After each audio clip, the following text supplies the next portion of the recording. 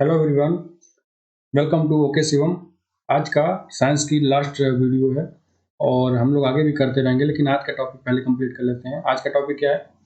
Motion, displacement, velocity. ये प्रमुख topic है और इसमें से हम लोग 10 प्रमुख क्वेश्चन को कंप्लीट करेंगे। बहुत ही इंटरेस्टिंग क्वेश्चन है, आपके एग्जाम में कई बार पूछा है। तो चलो शुरू करते हैं पहले क्वेश्चन से। आपके आसान क्वेश्चन भी होंगे, तो चलो देख लेते हैं पहले क्वेश्चन से। अगर चैनल में नया हो सब्सक्राइब कर लेना, साथ ही वीडियो को लाइक शेयर करना मत भूलना। पहला क्वेश्चन क्या दिया हुआ है? एक समान गति में क्या शामिल होता है?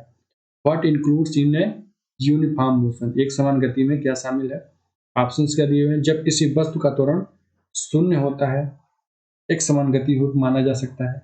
या फिर जब किसी वस्तु की गति स्थिर होती है तो उसे एक समान गति में माना जा सकता है। या फिर जब वस्तु पर कोई बाह्य बल नहीं लगाया जाता है तो उसको स्थिति को एक समान गति बोलेंगे। या फिर ऑल ऑफ दीज, उपरोक्त सभी। यहाँ पे पहले का आंसर क्या हो जाएगा? एक समान गति में क्या शामिल है? देखो, जब कोई किसी वस्तु का त्वरण शून्य है, यानी त्वरण शून्य यानी एक उसका वेग तो होगा ए बराबर 0, ठीक है।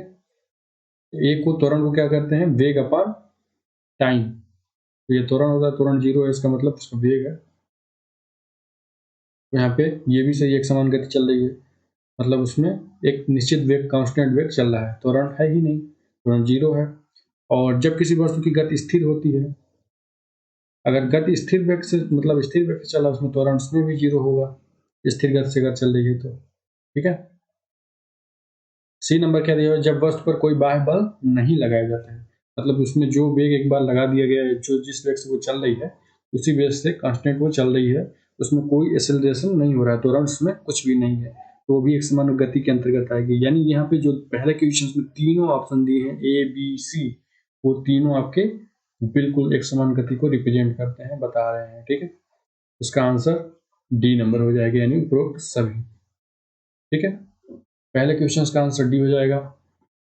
क्वेश्चन नंबर सेकंड देखो, विस्थापन डॉट डॉट है, आपका जो डिस्प्लेसमेंट है, विस्थापन वो क्या होता है? इन्हीं दो बिंदुओं के बीच की दूरी, इन्हीं दो बिंदुओं के बीच की सबसे छोटी दूरी, वेग और समय का अनुपात, इनमें से कोई नहीं। सेकंड का आंसर यहाँ पे क्या हो जाएगा? विस्थापन क्या होता है? तो देखो, कोई भी दो बिंदुओं के बीच की दूरी, ये मान लो कोई भी, ये आपका बिंदु है, ये दो बिंदु है ए और बी, इसके बीच की दूरी मान लो 15 किलोमीटर है टोटल। 10 किलोमीटर ये, 5 किलोमीटर ये, ठीक है। यहाँ पे ये आपका मोड़ है।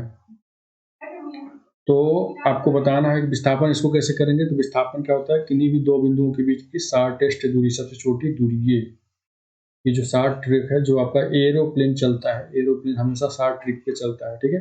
जबकि बस और कार आपकी घूम के जो सड़कें जहाँ से गुजरी होती है वहां से जाती है। तो विस्थापन क्या बोला जाता है? किन्हीं भी दो बिंदुओं के बीच की सबसे छोटी दूरी को विस्थापन बोलते हैं, ठीक है। और दूरी तो वही होती है जो आपको मेन आपका रास्ता तय किया जाता है, आपकी जो गाड़ी की कारों में दिखाती है। यहाँ पे सेकंड का आंसर बी हो जाएगा, आसान क्वेश्चन था। क्वेश्चन नंबर थर्ड की ओर चलते हैं। कई बार इन्हीं आसान क्वेश्चनों को हम लोग पेपर में गलत कराते हैं, तो हमारा उद्देश्य यही है कि आप लोग पेपर से पहले सारे वीडियो चीज को एक बार क्विकली, तेजी से रिवाइज कर लेना, जिससे कि पेपर में गलती की कोई भी चांसेस न हो। सारे टॉपिक वाइज वीडियो प्लेलिस्ट में उपलब्ध है, चाहे आपके सीडीपी हो या फिर इन्वायरमेंटल हो, इन्वायरमेंटल पेडागॉजी हो, संस्कृत हो अगर आप लोग लिए हो, या फिर इंग्लिश पेडागॉजी लिए हो, सारे वीडियो उपलब्ध है, ठीक है।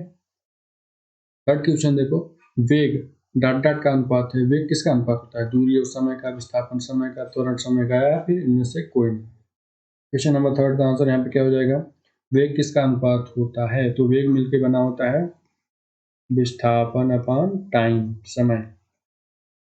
ये क्या कहलाता है? ये वेलोसिटी कहलाएगा, ठीक है। तो विस्थापन और समय का अनुपात होता है, ये बिल्कुल सही है, बी नंबर यहाँ पे। क्वेश्चन नंबर थर्ड फोर्थ की ओर चलते हैं। बेसिकली डेफिनेशन पूछा था, परिभाषा पूछा था, सूत्र पूछा था। फोर में क्या दिया हुआ है? निम्न में से गति का कौन सा कारक चली गई दूरी और विस्थापन के परिमाण के समान होने के संदर्भ में सत्य होता है? ऑप्शंस क्या दिए हुए हैं? एक सीधी सड़क पर चलती हुई एक कार, बी नंबर एक गोलाकार पथ पर चलती हुई एक कार, सी नंबर एक सूर्य के चारों ओर घूमती हुई पृथ्वी, या फिर डी एक पेंडुलम का इधर उधर गति करना। वहां पे बताना है फोर में चली गई दूरी और विस्थापन के परिमाण के समान होने के संदर्भ में कौन सा सत्य होगा। तो यहाँ पे फोर का आंसर क्या हो जाएगा? तो इसका आंसर हो जाएगा एक सीधी सड़क पर चलती हुई कार। ये क्या है आपके, चली गई दूरी और विस्थापन के परिमाण के समान होने होगा। ठीक है, सीधी सड़क पर चलती हुई जो कार है वह परिमाण के समान होगा। ठीक है, 4 का आंसर ए नंबर हो जाएगा। काफी आसान था। क्वेश्चन नंबर 5 को चलते हैं हम लोग। यदि कोई वस्तु समान समय अंतराल में, ऐसी कोई वस्तु जो समान समय अंतराल में समान दूरी तय करती है, तो इसे क्या कहा जाता है? घूर्णन गति, समान गति, दोलन गति, असमान गति। 5 का आंसर यहाँ पे क्या हो जाएगा? यदि कोई वस्तु समान समय अंतराल में समान दूरी तय करती है तो उसे समान गति कहा जाता है। ठीक है, बी नंबर। Uniform motion. ठीक है, क्वेश्चन नंबर 6 की ओर चलते हैं। एक शरीर 10 सेकेंड में, कोई एक शरीर है जो कि 10 सेकेंड में एक सीधी दिशा में 200 मीटर तय करता है, तो शरीर का वेग क्या होगा? ठीक है, 6 का आंसर यहाँ पे क्या हो जाएगा? एक शरीर 10 सेकेंड में एक सीधी दिशा में 200 मीटर तय करता है, तो शरीर का वेग क्या हो जाएगा? देखो ये न्यूमेरिकल है, इसको थोड़ा सा सॉल्व करना पड़ेगा। तो हम लोगों को बहुत ही आसान है। देखो फार्मूला अगर पता हो तो देखो, वेलोसिटी बराबर क्या हो जाता है? वेलोसिटी यानी वेग, वेग बराबर विस्थापन बटे समय। अभी पिछले क्वेश्चन में हमने बताया, ये वेग का सूत्र फार्मूला है। यहाँ पे दिया क्या हुआ है? एक शरीर 10 सेकेंड में, ठीक है, टाइम दिया हुआ है, सेकेंड टाइम की यूनिट है। ठीक है, सीधी दिशा में 2 मीटर दूरी डिस्टेंस दिया हुआ है। हम लोग को फाइंड क्या करना है? वेलोसिटी, वेग फाइंड करना है। तो अब इसमें हम लोग फिट करेंगे, तो वेग v इक्वल टू विस्थापन कितना है? 200 मीटर, और वेग कितना है? 10, तो कितना आ जाएगा? 20 मीटर पर सेकेंड। ठीक है, तो इसमें कंफ्यूज नहीं होना, यूनिट में ये मीटर पर सेकेंड, तो पावर -1 लिखा है, तो अगर आप लोग मीटर पर सेकेंड है, अगर इसको इस रूप में लिखोगे तो यस अगर ऊपर आएगा तो -1 दर्ज आएगा यहाँ पे। ठीक है, तो मल्टीप्लाई हो जाता है। तो ये यूनिट में ध्यान रखना, इस तरह से इसको यूनिट को भी कन्वर्ट करते हैं, कई बार यूनिट में ही गलती करवा देते हैं। 6 का आंसर ए हो जाएगा। क्वेश्चन नंबर 7 देखो। एक कार स्थिरता से शुरू होती है और 5 सेकेंड के लिए 5 मीटर पर वर्ग सेकेंड की दर से समान गति से, ध्यान रखना समान गति की बात कर रहा है, समान गति से त्वरण करती है। 5 सेकेंड में कार के वेग की गणना कीजिए। थोड़ा से कॉम्प्लिकेटेड किए हैं, लेकिन फिर भी काफ़ी आसान क्वेश्चन है।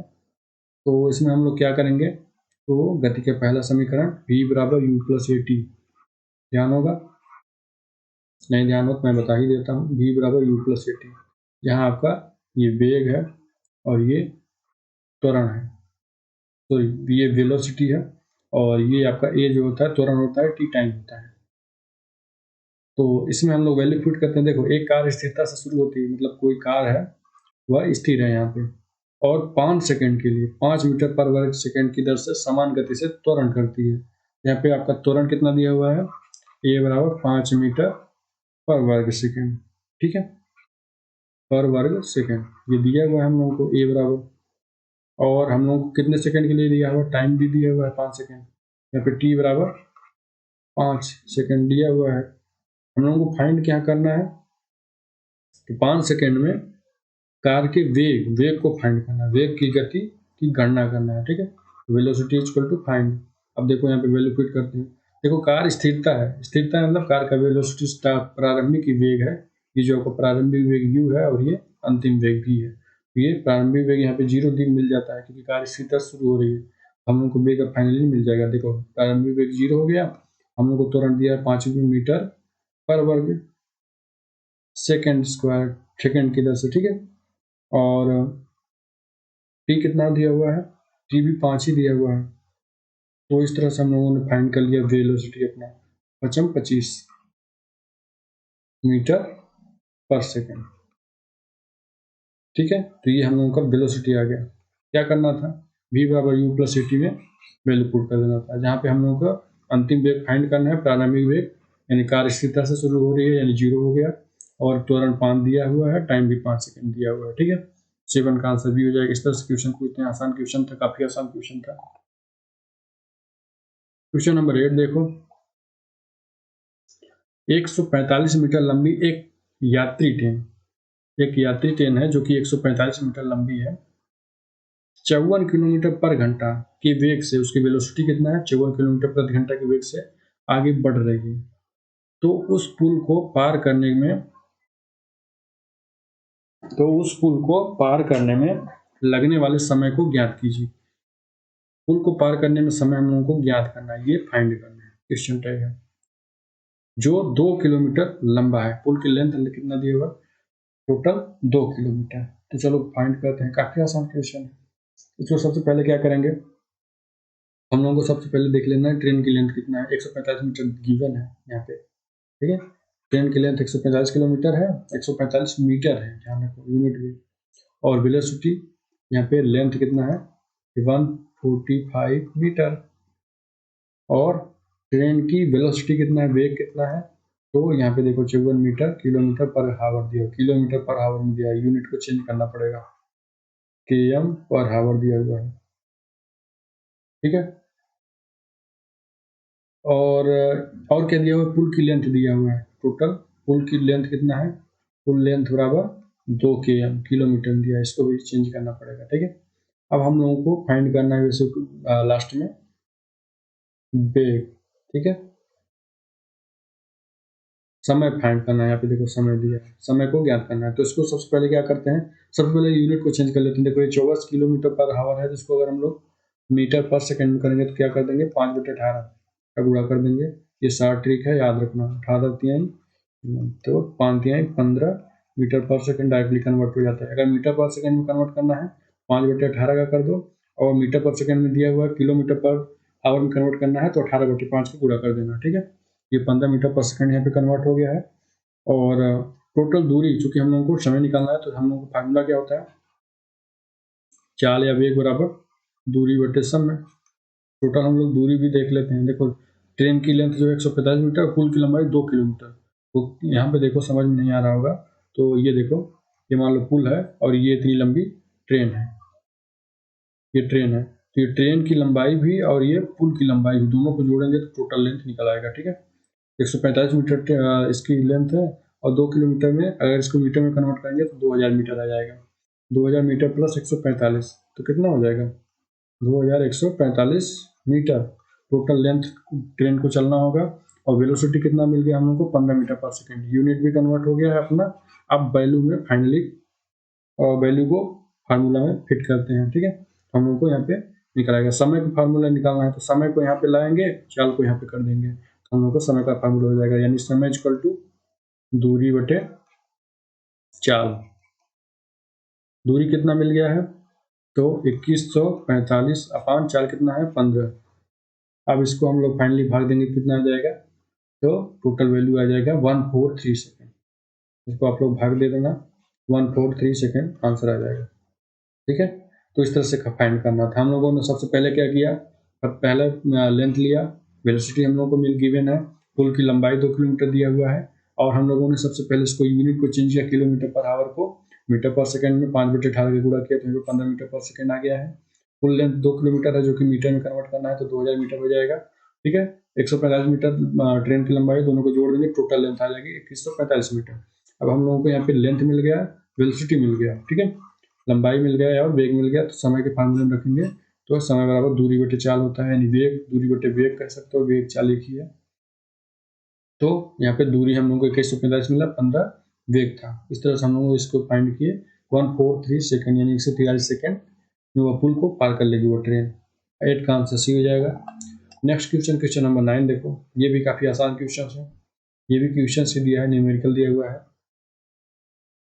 यदि एक बाइक 6 मीटर पर वर्ग सेकेंड के समान त्वरण के साथ चलती है, त्वरण उसका समान है, मतलब उसकी वेलोसिटी लगातार बदल रही है, बढ़ रही है, तो ज्ञात कीजिए कि यह शुरू होने के बाद 8 सेकंड में कितनी दूरी तय करेगा। 9 का आंसर यहाँ पे बताना है। यदि एक बाइक 6 मीटर पर सेकंड वर्ग सेकंड से के समान त्वरण से के साथ चल रही है तो ज्ञात कीजिए कि शुरू होने के बाद से 8 सेकंड में वह कितनी दूरी तय करेगी। इसको देखो कैसे फाइंड करेंगे, तो ये गति के पहले समीकरण से सॉल्व हो जाएगा, v बराबर u प्लस ए टी, ठीक है। यहाँ पे आपका v अंतिम वेग, u प्रारंभिक वेग, a त्वरण और t टाइम होता है, समय। अब यहाँ पे वैल्यू हम लोग देख लेते हैं।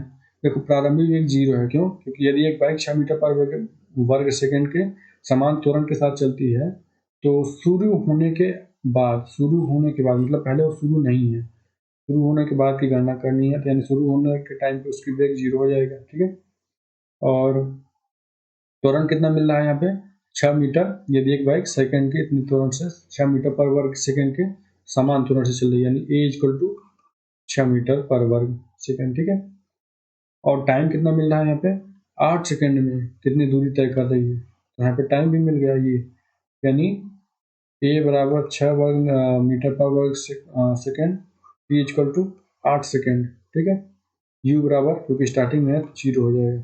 अब हम लोग गति के समीकरण यहाँ पे रखते हैं, गति का द्वितीय समीकरण लगेगा, क्यों, क्योंकि पर वर्ग मीटर भी दिया हुआ है और कितनी दूरी तय करेगा। ठीक है, तो यहाँ पे देखो यस बराबर U T plus 1/2 A T square, गति का द्वितीय समीकरण है।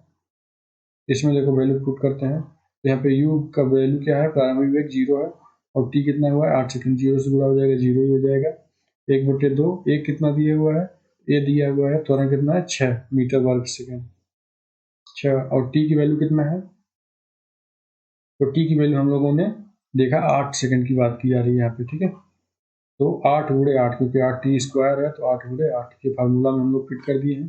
अब इसको सॉल्व करेंगे, ये तो वैल्यू 0 हो जाएगी, क्योंकि 0 से गुणा किसी में होगा तो वह 0 कर देता है हमेशा। अब यहाँ पे 1/2 गुणे 6 है ना, 2 तिहाई 6, कितना बचा 8 गुणे 3 गुणे 8। ठीक है, 8 64 गुणे 3, 3 चौको 12 के 2 और 3 छक्का 18 1 19, 192, टोटल 192 मीटर। ठीक है, तो यहाँ पे यही देख फाइंड करना था, तो यहाँ पे हम लोगों को मिल गया है टोटल दूरी। यदि एक बाइक इतने मीटर वर्ग सेकंड से समान त्वरण से चल रही है, तो अब चूंकि यहाँ पे समान त्वरण दिया हुआ है इसलिए हम सेकंड फार्मूले से फाइंड करेंगे।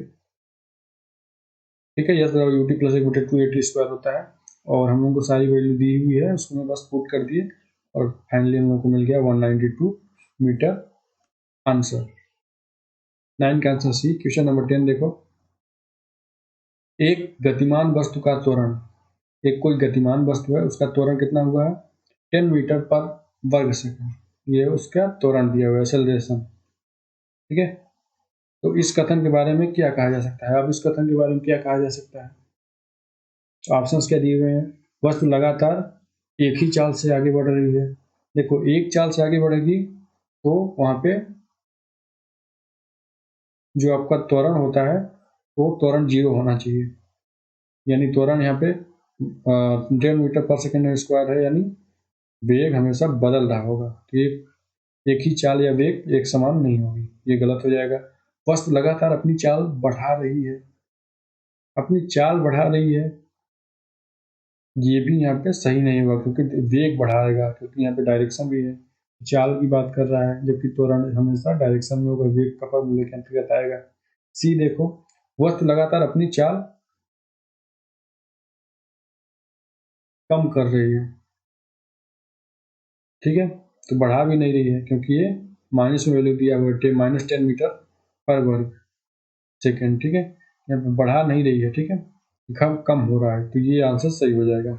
अब यहाँ पे माइनस नहीं होता तो हम बी लगा देते ऑप्शन। ठीक है, वस्तु एक विपरीत समान गति में चल रही है, तो ये इस प्रकार का कोई हम लोगों को वो नहीं दिया हुआ है विपरीत चल रही है एक समान, क्योंकि एक गतिमान वस्तु बस की बात कर रहा है, हम लोग इसको भी नहीं फाइंड कर पाएंगे, यानी यहाँ पे आंसर क्या हो जाएगा सी नंबर, यानी वस्तु लगातार अपनी चाल कम कर रही है, क्योंकि मान लो ब्रेक लगाया गया है, कोई गाड़ी 60 kmph चल रही है किलोमीटर पर आवर से, और उसमें आप लोग ब्रेक लगा दी -10 मीटर पर, तो उसमें उसके वेग को घट रहा होता है, ठीक है, चाल कम हो रही होती है, तो यहाँ पे 10 का आंसर सी हो जाएगा। तो ये आपका मोशन डिस्प्लेसमेंट के कुछ 10 क्वेश्चन यहाँ पे कंप्लीट हुए। आई होप ये वीडियो आपको पसंद आया हो, साथ ही अगर कोई डाउट हो तो कमेंट बॉक्स में लिखना, और अगर पहली बार हो चैनल पे या फिर इस वीडियो को पहली बार देख रहे हो तो चैनल को सब्सक्राइब करना, वीडियो को लाइक शेयर करना, अपने फ्रेंड्स सर्कल में भी जरूर शेयर करना।